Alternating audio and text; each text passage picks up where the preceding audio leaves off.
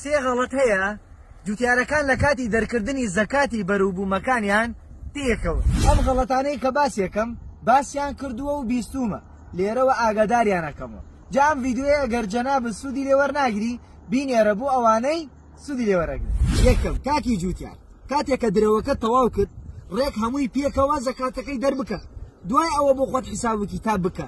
مەیە لە پێشە مەسروفی دانەوێڵەکەت و مەکینە و دەڕاسە و کرێکار و هەڵگرتن و داگرتن لە بەرووبوومەکە کشی داشکێنی، دوایەوەی لەوەی کەماوە تۆ تەنیا زەکاتەکە دەرکەی. ئەمە هەڵەیە بۆ لەبەرەوەی شەرع ئەتیباری بۆ ئەم مەسروفانە نەکردووە.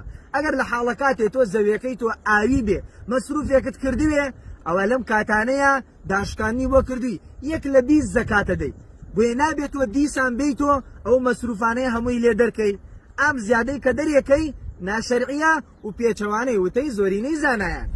دووەم بەشێک لە جوتیاران لە دوای درەوکردن ڕاستەخۆ زەکات نادەن، دوای ئەوەی کە بەرووبوومەکەیان فرۆش ئەتێن لە پارەی بەرووبوومەکەیان لە 1,25,000 یان زیاتر ئەدەن. ئەمەش هەڵەیە، ئەبێ بە پێی و ڕێژەی شەرع بووی دیاری کردووی لە زەکاتی زەراعەتە بزانی چەند کیلۆ گەنم یان جۆ ئەوانە و لەسرە ئەوسا ئەتوانی بە قیمەتی ئەو کیلۆیانە پارە بدەیت. بۆیە بەم شێوەیە دەقیقە هیچ زیاوکەمێکی تیان ناکەوێ و شەرع بەم شێوەیە داوای لێکردووی زەکاتی زەرعاتەکە دەرکەی، نەوەک بێی لە ملیۆنێکە 20,000 دەرکەی خۆ تۆ زەکاتی پارە دەرناکەی.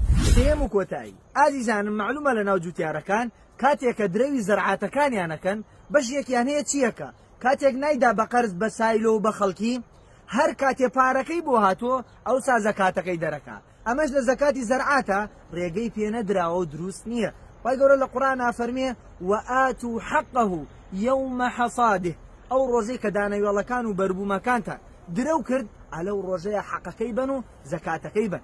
ئەما تۆ گوێی لێ بخەوێنی ساڵێ و 2 ساڵ و کەی پارەکە هات و کەیەوە ڕۆی نە، لەو ڕۆژەی کە لە بەردەستایە ڕاستەوخۆ هەوڵ بدە زەکاتەکەی بە. ئەگەر ڕۆژێ دوانسیان چەند ڕۆژێ دواب بکەوێ بەهۆی عوزرێکۆ ئینشاءڵڵا ئیشکالی تیا نییە. هەرەمەندەوە خی گەورە بەرەکەت خاتە بەرووبووم و ڕزق و ڕەزی هەموو لایەکمان. آمين. وصلى الله وسلم على محمد وعلى آله وصحبه أجمعين. والسلام عليكم.